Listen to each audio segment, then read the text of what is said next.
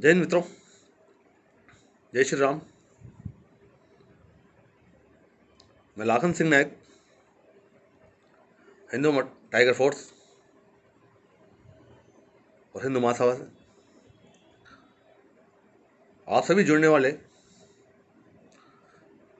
मुझे देखने वाले, मेरी बात को सुनने वाले सभी बंधुओं का हार्दिक स्वागत करता हूं, अभिनंदन करता हूं।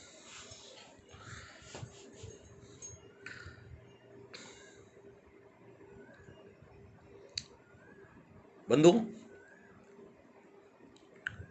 बड़ा ही कठिन और विकट सवाल है कि हमारे देश और हमारी संस्कृति को ये किन लोगों की नज़र लग गई, या ये कौन लोग हैं जो हमारा धर्म, हमारी संस्कृति और हमारे मर्यादा को उल्लंघने का प्रयास कर रहे हैं, उसे तोड़ने का प्रयास कर रहे हैं।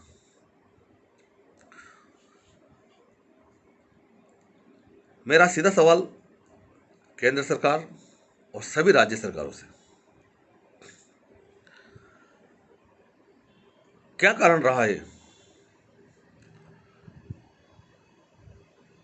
कि जिस भारतवर्ष के अंदर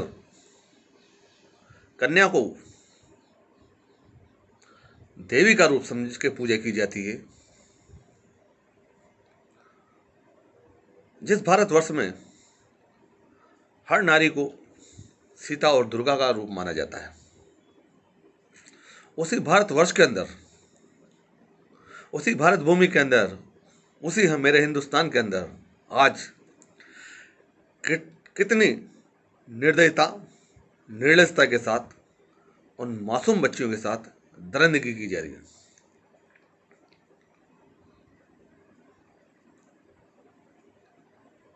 क्या हम वापस उस मुगल काल में जा रहे हैं जहां हिंदू बहन बेटियों की इज्जत को सरेआम नीलाम किया जाता था, उनके साथ दुष्कर्म किया जाता था, उनकी मंडी लगाई जाती थी, उनकी बोलें लगाई जाती थी, उनकी इज्जत का सौदा किया जाता था, उनकी इज्जत को तार तार किया जाता था।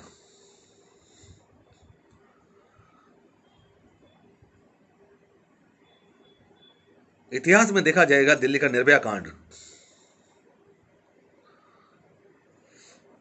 उस निर्भया कांड के जिन दरिंदों को सरकार ने एक बार नहीं कम से कम 10-10 बार फांसी की सजा सुनाई, उस दरिंदों को बचाने के लिए कई ऐसे लोग सामने आए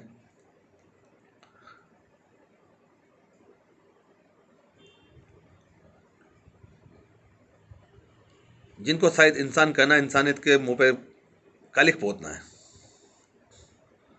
आज टोंक के अंदर जिस गरीब नाबालिग बच्ची के साथ जो दुष्कर्म हुआ, इसके जिम्मेदार कहीं ना कहीं किसी न किसी रूप में हम सब जिम्मेदार हैं, चाहे वो भारत की संस्कृति हो, चाहे वो भारत सरकार हो, हिंदू विचारधारा हो, या हिंदू के नाम पे जो लोगों ने दुकानें चला रखी है वो ढकोसला हो, या वो हिंदू धर्म हो जहाँ पर हम जाति, वर्ण और व्यवस्था के नाम पे बढ़ चुके हैं। आज किसी भी बच्चे के साथ, महिला के साथ जब ये घटना होती है, हम सोच नहीं सकते, हम कल्पना नहीं कर सकते कि वो दृश्य कैसा होगा, कितनी पीड़ा, कितना संघर्ष, कितना दुख उस समय उस अबला पे ऊपर इन पापियों द्वारा किया जाता होगा।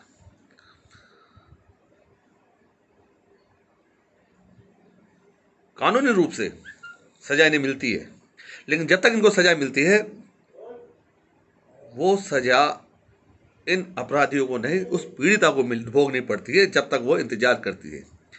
ऐसे दुष्कर्मियों को भारत के कानून के हिसाब से या भारत की अदालतों में 10-10, 20-20 साल को सजा में निकल जाते हैं, तब तक वो पीड़िता घुट घुट कर मरती रहती है, उसका परिवार घुट घुट कर मरता रहता है। और ये दुष्कर्मी, उनको ये पता है कि कानून हमें अभी सजा नहीं देगा, और सजा देगा तो हम नीचे के कोर्ट से ऊपर के कोर्ट, ऊपर के कोर्ट से ऊपर कोर्ट, ऊपर के हाई कोर्ट और राष्ट्रपति तक अपील लगा सकते हैं।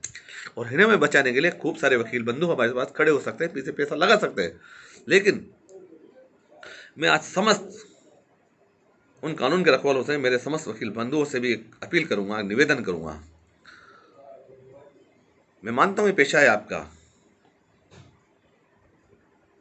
लोगों को बचाना, लोगों को कानून की भाषा समझाना, लोगों को कानून के बारे में जानकारी देना। मगर जिस प्रकार की घटना होती है, ऐसे दुष्कर्मियों के खिलाफ आप एकजुट रहें। हिंदुस्तान के अंदर मेरी समस्त आम जनता से आज एक अपील है कि क्या हम सचमुच इन दुष्कर्मियों के लिए कानून का ही सहारा लेकर के बैठे रहेंगे? क्या हम इंतजार करेंगे कि कानून कभी इन्हें सजा दे?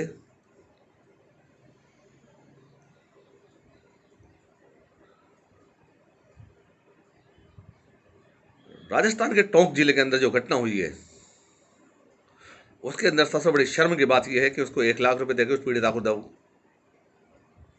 पीड़िता को ऊपर दबाव बनाया गया कि वो समझौता कर ले या चुप हो जाए।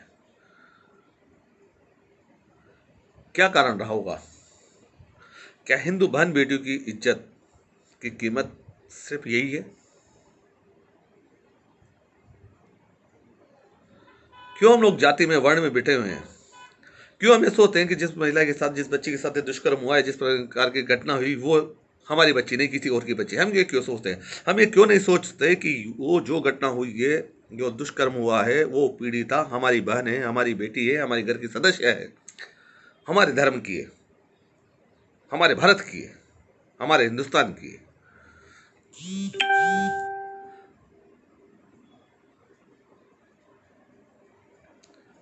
जब तक इन दरिंदों को कठोर सजा नहीं मिलती, एक कठोर कानून भारत में नहीं लागू होगा, तब तक हमारी बहन बेटियां शायद सुरक्षित नहीं हैं।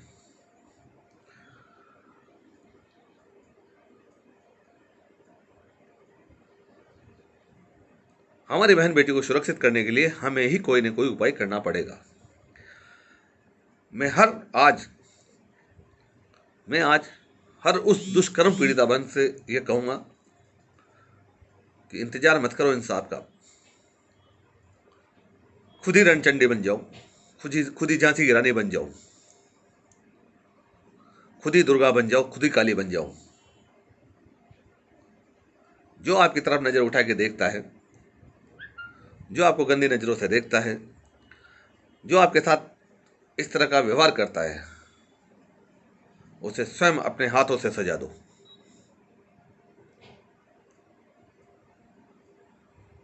क्योंकि दुष्कर्म पीड़िता जीवन भर इस कलंक को सिर पर लेकर घूमती है। इसमें कई लोग ऐसे होते हैं जो उम्र के हिसाब से नाबालिगों के बच्चे थे। नाबालिग क्या होता है? जब उसने दुष्कर्म किया है तो नाबालिग क्यों? अपराधी कोई भी हो, वो नाबालिग नहीं हो सकता। अपराध किसी प्रकार का हो, कानून सबके लिए समान है, सबके लिए बराबर है। एक हमारे देश के अंदर इस वक्त लव जिहाद की बड़ी आग चल रही है। मैं वही बात करता हूं जिसका मेरे पास प्रूफ हो, जिसके बाद जो मेरे पास सबूत हो, जिसको मैं अपनी आंखों से देखता हूं। इस वक्त लव जिहाद की एक आग चल रही है, जिसके अंदर हिंदू बहन बेटियों को कई मलिच्छे द्वारा मीठी मीठी बातें करके उनको फेसबुक, व्हाट्सएप, मैसेंजर के द्वारा मैसेज भेज करके उनसे दोस्ती की जाती है, उनका दुष्कर्म किया जाता है, उन्हें ब्लैकमेल किया जाता है। जो बहन बेटियां अपने कपड़े सिलाने जाती है, उनके यहाँ भी एक चीज़ ध्यान रखें कि वो कहाँ जा रही है। मेरा समस्त माता पिताओं से ये आग्रह है कि आप अपनी बच्चियों पर ध्यान रखें कि आपकी बच्ची कहाँ आ रही है, कहाँ जा रही है, किससे मिल रही है। घर का एक सदस्य, चाहे वो छोटा भाई हो या बड़ा भाई हो या पिता हो,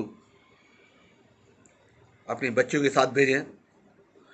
और ट्यूशन जाती है, किसके साथ जाती है, कौन उसके आने का जाने का टाइम क्या है, उस चीज़ पर नज़र रखें।